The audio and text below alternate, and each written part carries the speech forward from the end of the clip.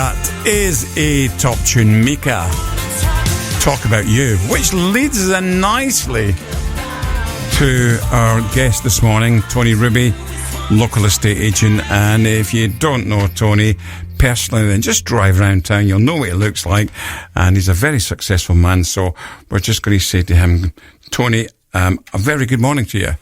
Good morning, Willie. Thank you very much for having me in. Oh, it's a pleasure. And of course you are a big supporter of the community, Beehive, and of course Hive FM. Yeah, without a doubt. I think just going back to my journey and connection with it, really, it went back to probably late part of 2020, December 2020. I remember sitting down in the main room with Susan and having quite a conversation which I never thought I'd hear out of somebody who was so passionate about the town and what she thought she could do to try and help as many people as possible. And obviously this is part of her vision. So to see it now in fruition and been live for 2 weeks, and I've never listened to as much FM radio as I have done the last 6 weeks since the test transmission started. I mean, this building, I've seen it 3 or 4 years ago too, and what a transformation. Yeah, I mean, and this was just a big room, 2 studios, a little green room. So, Tony, let's talk about Tony Ruby, the family man, before we talk about the estate agent. Sure. Tell me a little bit about yourself and the family. Okay, so, I mean, going right back, I was born in Grantham Hospital in 1976. For clarity, grew up in Sleaford. Parents are still over there, but moved back into Grantham. Personally, back about 1992, went to college on Stonebridge Road there for 3 years, worked at Morrison's whilst I was a student, sort of earning a bit of money, I suppose, to be able to get driving lessons and iCar and everything else. And progressively over the last sort of, I suppose, couple of decades, I found myself working in property, which was always a bit of a dream. I always thought I needed to be university educated and therefore in a position where you would have to go to do these things, and I wasn't. So I'm not particularly well educated at all, actually. And then I sort of wrote to a few agents, got myself an opportunity, and most of it's been around town. I've worked in other towns across Lincolnshire, though. And met with my wife in 2010 in what is now Finkins, when it used to be Infernos. Oh, yeah. We often go in Finkins for a little bit of bite to eat sometimes. We get a chance maybe once a month or so to perhaps take a Friday lunchtime or something down there and revel in the story of that. And then we got married in 2015. My little girl came along in 2012, and it's her birthday next week, so she's 12 next week. What's her name? Her name's Alyssa. Alyssa, happy birthday, because your dad will have a copy of this tape, so happy birthday from everybody at Hive FM. Thank you, Willie. So she's at just started big school as well, so a lot going on in Alyssa's life at the moment. She's at Priory Ruskin, and I've got a stepson called Cian who's 17, and he's also at Priory Ruskin in the 6th form. And then in 2018, my little boy came along called Archie. Right. Love the name, Archie. Love the name. Yeah, that was down to Sarah. I had Alyssa's choice, and Archie was Sarah's choice. And here we are, a family now. You know, we've got a dog called Charlie, who's a Foxwood Labrador. We've got a cat called Pepper, and another 4-legged friend, which is down at a farm called Rosie. Okay, you got a busy life. Very busy. Busy life. So, what estate agent did you work in first in Grantham, if it was Grantham? Yeah, so back in sort of 2007, 7 sort of time, I worked at Pargate and Crone. Right. But I was actually based in the Lincoln office and did time with them in Lincoln, Sleaford, Spalding, Boston, pretty much everywhere, Grantham as well. I was made redundant in 2010, obviously on the back of the economic problems, I suppose, across the industry. There was waves of redundancies at the time, and I was probably in the 3rd or 4th wave that went. I then got a job working for Willie H. Brown in Grantham from January, I think, 2011. And the day the torch came through the town, I don't know if people remember that, for the Olympics. I do. The rain? Oh, my goodness. The rain, yeah. Absolutely. I do remember that. And I remember taking a picture outside at about 1 o'clock in the afternoon. It was like Armageddon outside. You know, all the street lights were on, the office lights were bright, and it was 1 o'clock on a summer's afternoon. And what a great. So that's kind of sticks in my mind from working there. Really, good people. Worked with a good team. But for me, there was always this sort of burning desire to work actually at Newton Fallowell, and they were the market leading agent in the town at the time. Got a great amount of respect for Mark Newton and his family, David as well. And everybody else associated to them, and they came and asked me if I'd be interested in talking to them. So I had a conversation with them, and from January the 1st, 2013, I started at Newton Fallowell and was there for the thick end of 9 years. Right. things changed within the business structure, as they often do. Working for the family was great, but what we found then is the company came in and bought them. That sort of forced a few changes, I suppose, which meant it went down more of a corporate vibe. I'm not saying it's not my thing, but it just wasn't quite as cool as it was before. So there was a bit of an itch inside that thought, I need to try and do something with me. I think there was an element in my thinking. I kind of reached a bit of a glass ceiling and couldn't really go anywhere from there. And at the time, as was often sort of said to me, actually opening a branch on the high street, which was a very traditional way of opening an estate agency at the time, would cost £150,000, £200,000 to get off the ground, because you need enough money in the bank to be able to see you through probably at least 4 to 6 months before your first completion comes through. But it was an itch I couldn't get rid of, and I'm a big believer of trying to do things and regretting having a go and failing rather than regretting not having a go. So I didn't want to get to 75, 80 years old, sat in a chair hopefully somewhere, rocking away, and talking about regrets of life, of not things I didn't do and didn't take on. So the worst thing in my mind that could happen when I went on my own journey 3.5 years ago was that I didn't succeed, and if I didn't succeed, I'd have to go back and get a job on the high street. Right. So the last company you worked for in town was Newton Fallowell. It was, yeah. Yeah, which were the leading agents. Yeah, absolutely. Now, are they still the leading agents? On volume, it depends on which metric you calculate it on, because without going to go into too much and bore people to death, obviously Grantham is NG31, and if you specifically look at NG31 in the area, then I suspect at this moment in time that Newton Fallowell for 2024 would be the highest volume agent in terms of numbers, probably closely followed by William H. Brown. And then it would be followed by my little EXP crew, which is EXP for clarity is kind of like our toolkit provider. So we're not employed by them, but they do provide the tools to do the job. And there's another guy in town called Rob Spencer, who's up in Gunnerby, and he also operates under the EXP banner as well.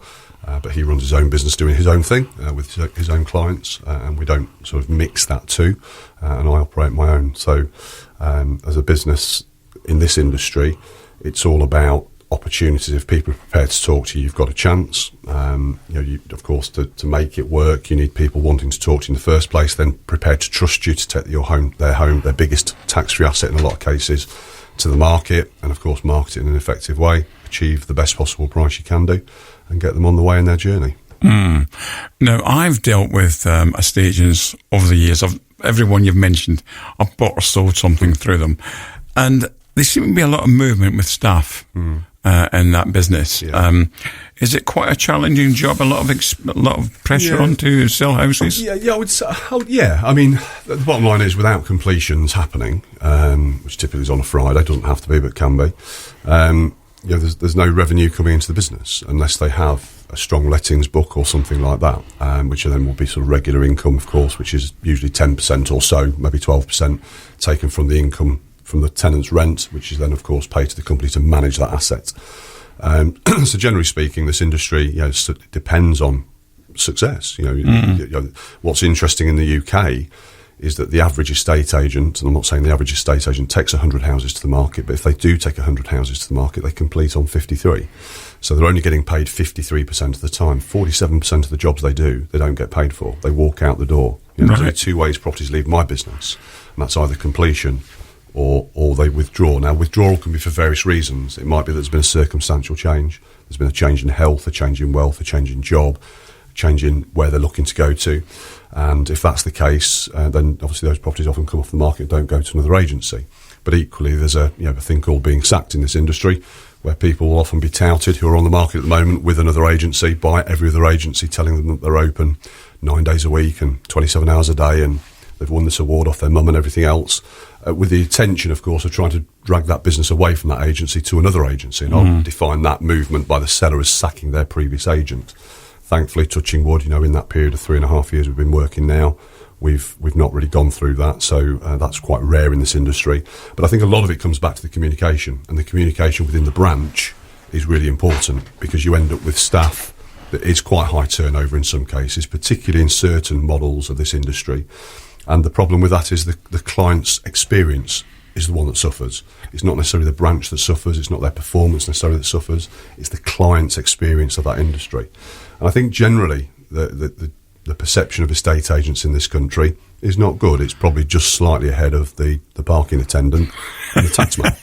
And we're not on a mission to try and change that.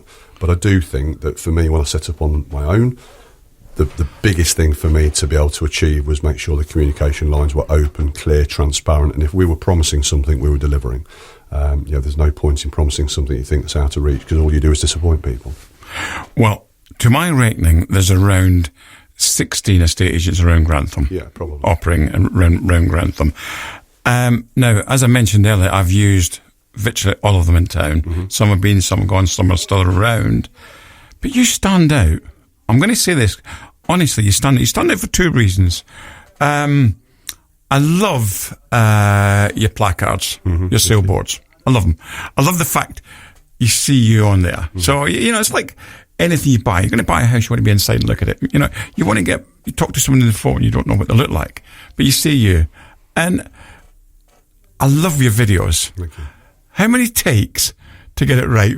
Do you get any on a first take? Because they are brilliant. They are brilliant. Okay. I think there's several bits I'll cover there. I think the board's now 3.5 years old, and we've had a couple of new reprints done, but they're probably ready for a bit of an overhaul and a bit of a change. For me, it was important to make sure this was about a personal attachment. We all have a family dentist, we all have a family solicitor, we all have a family doctor, accountants, the list goes on. So why can't you be the family's chosen estate agent? Because, everybody in the sort of certain arms of families obviously vary in different size, but they all have certain needs to move at certain times in life.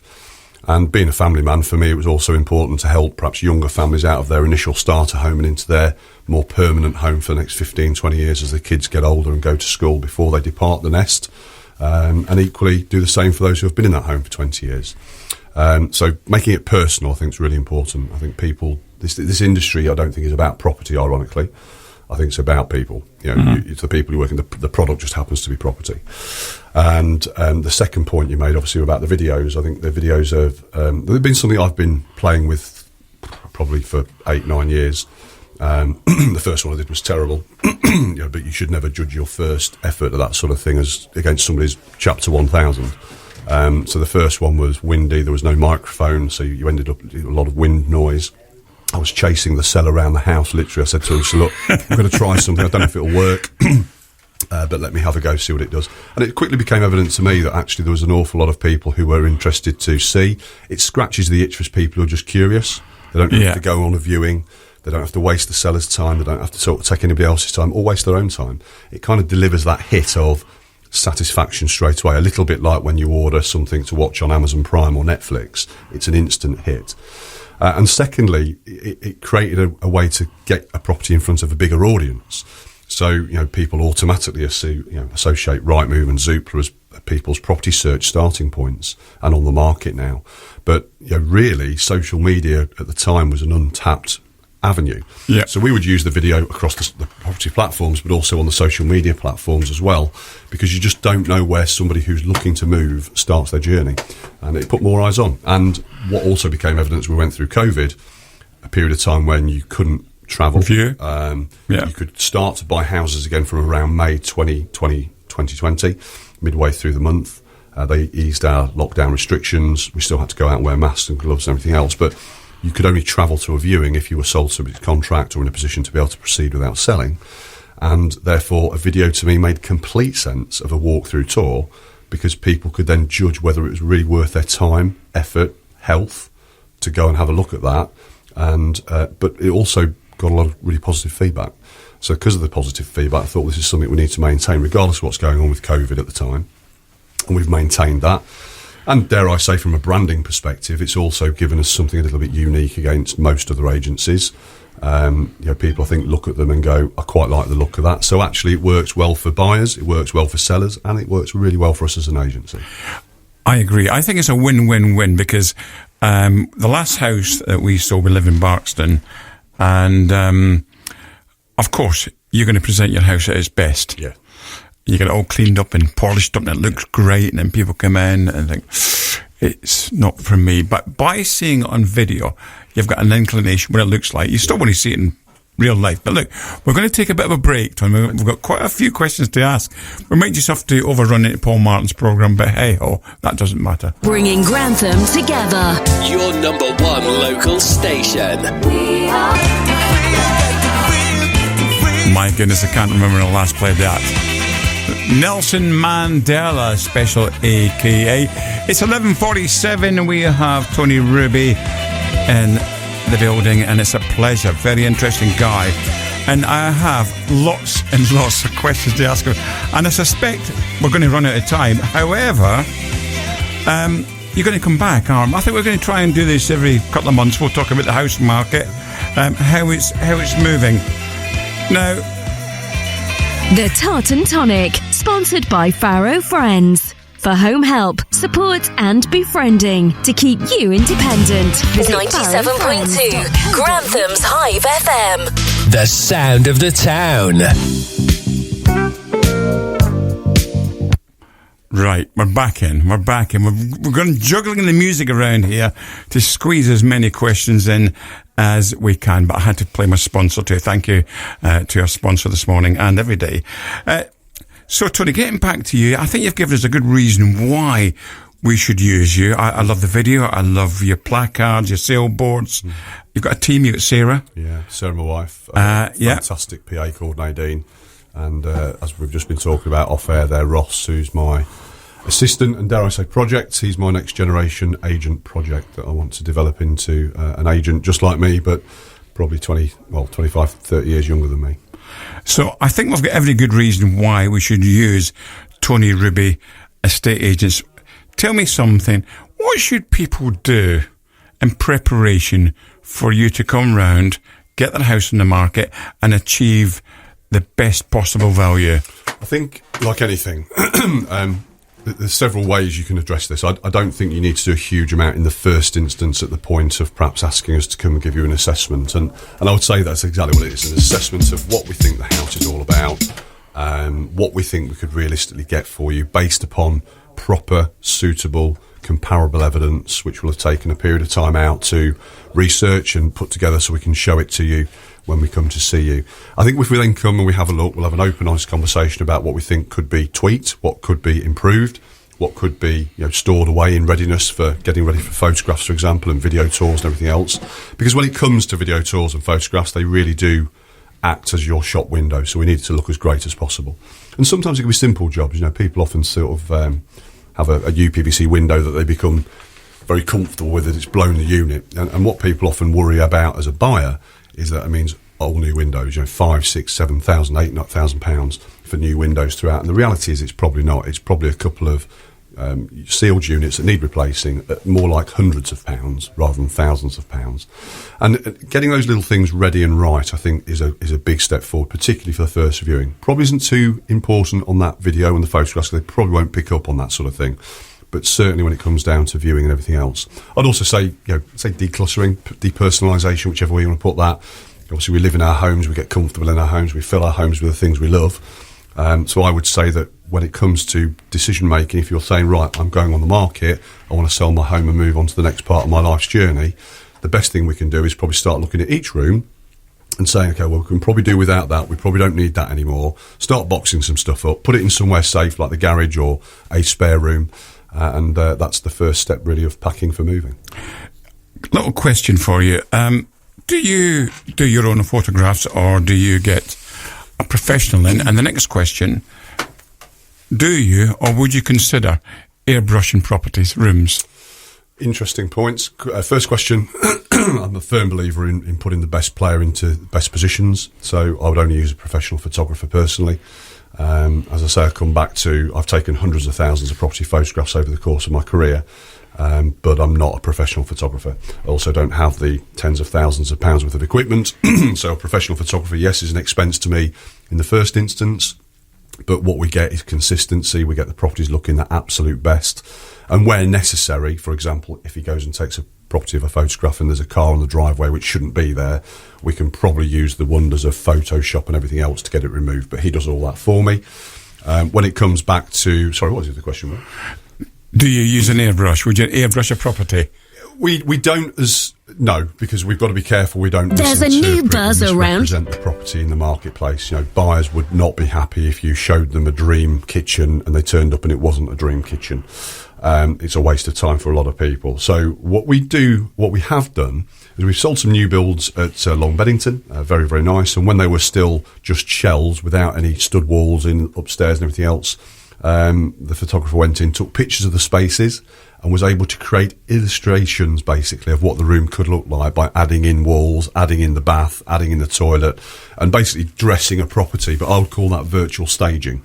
And if we do a virtual staged image on anything, we always put in the bottom corner that's a virtually staged image for the purposes of marketing only. Okay. So if you're a young person today buying your first house, what's the best advice you would give? That's a great question, and one that hopefully will help many people. I think like anything when it comes to being a first-time buyer, there's a few things you probably ought to do long before you realise you should do them. And I would say the first step is actually speaking to a mortgage advisor who's independent and has got whole-of-market access. Naturally, we swing towards our bank because we've banked at Barclays for 25 years, so we go to Barclays to get that mortgage advice. But let's not forget, nothing against Barclays products or their mortgage intermediaries, but they only have those products to talk about. So they can tell you about the best product they've got, but they can't tell you about the best product for you. So speaking to a mortgage advisor, I think early, and by early I probably mean 6 to 12 months before you're planning to make your purchase, will allow you to understand what your spending habits could say to a lender who's looking to lend you some money in the first place. And that could be simple things like the amount of money you spend. Obviously, it's all tracked these days with card payments on things like takeaways. How much you spend on perhaps a football flutter every weekend. How much you spend, things like payday loans are a big no-no when it comes to lenders. So speaking to a mortgage advisor early will allow him to demonstrate what good to a lender looks like, and then you can start tailoring your lifestyle to that. Not saying don't have a takeaway. What we're saying is get the money out of the bank and pay for it by cash, because then that track isn't there for the lender to question you on. And there's a few things, but I'm not a mortgage advisor. I have to be very careful about what I say because we're not qualified to do so. But if you want any mortgage advice, I work with a guy who's my own personal mortgage advisor who's dealt with a couple of purchases we've made in the last few years, and he is phenomenal. And I also work quite closely with a local company now called Oak Mortgages, who are, again, excellent, I have to say. So, could I say to you, is it still the best investment anybody could ever make buying a property? I think alongside pensions, it's the best way you can invest your money at an early age. We're living in a slightly difficult time at the moment, of course, where the cost of borrowing has gone very high, although it reduced yesterday, the base rate reduced yesterday to 4.75%. And equally, if you look at the long-term history of the housing market, property prices generally only go one way, and that is up. There are peaks, there are troughs, of course there are. Post-COVID, 2020, 2021, the market accelerated price was quite frankly obscene. Recently we've had a little bit of a correction, probably through the back end of 22 and through 23. That was probably a multitude of different things, like the perfect storm almost of the Liz Truss quasi-Kwarteng budget in September 22, inflation being out of control, interest rates peaking with that 0.5% increase in June 23. So that put a bit of a block on the market, put the handbrake on really. But generally speaking, over the course of a prolonged period of time, and like any investment, it should be a long-term thought rather than a short-term win, then property is a very, very safe bet. So the average property in Grantham, I believe, is a couple hundred grand? 200,000? 240. 240, that's the average property? Yeah. Okay. And so what's the deposit somebody would need today buying their first house? Again, I need to be careful from a mortgage advice perspective. I could certainly hook anybody up with the right advice, but generally speaking, there are now lenders out there who will take 5% if you're a first-time buyer. Really? So if you're looking at 5% on £240,000, you're looking at £12,000. If you were buying a Victorian terraced house, which is often a very, very good staple for a first-time buyer, on a Victoria Street, Stamford Street, Green Hill Road, Red Cross Street, endless addresses which I think are right up there. And let's just say a 2-bed was knocking out for about 140 to 150 or 160. Then you're probably looking at something more like £8,000 as a deposit, which is a bit more palatable. Bank and mum and dad often come to hand. You are laughing. I'm there. I am there. But we're seeing it more and more.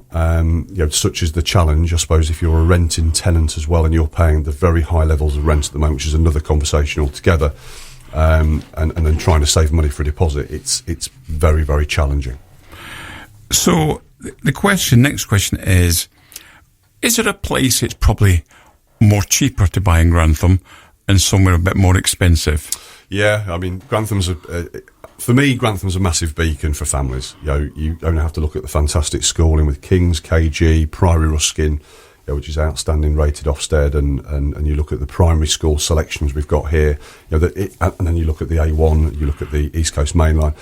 Value for money. I think all those things actually make it a really bright beacon for families outside of area. You go half an hour south, you're into Stamford, different animal altogether. Not far away from there, of course, you've got Rutland.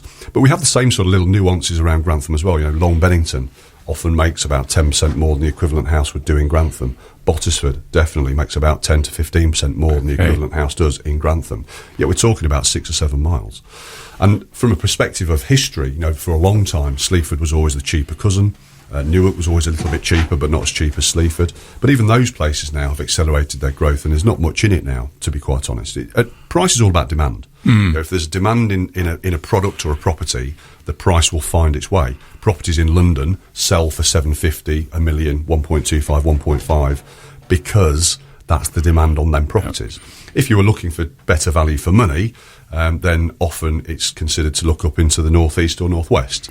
And you've mentioned Newcastle, and you've mentioned buying a home there because you bought something for your son to go to university at.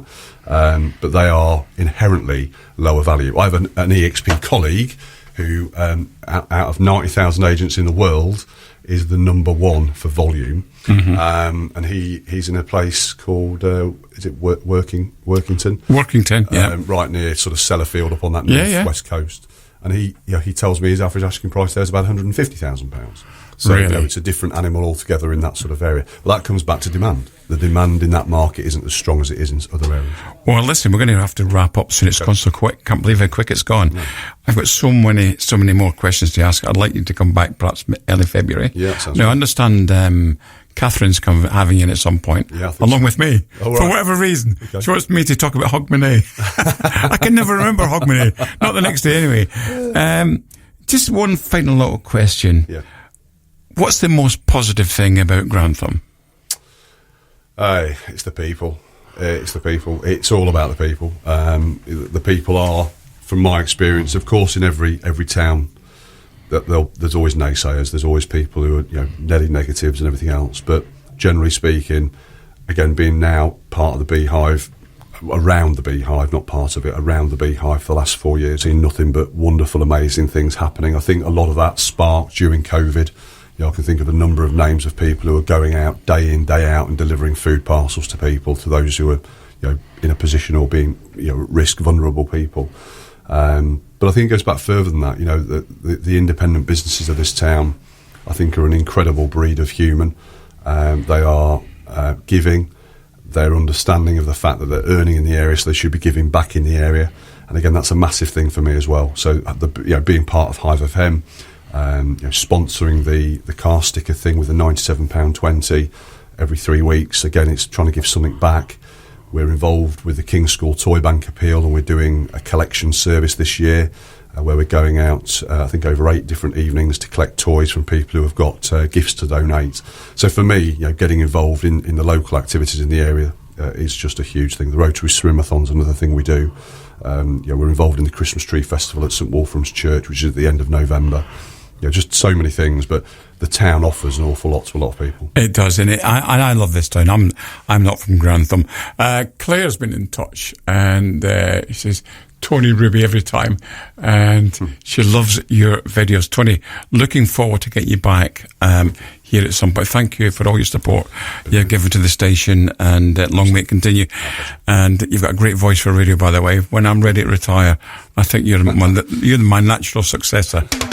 On your smart speaker, online and on your mobile. This is 97.2 Hive FM. The Prime Minister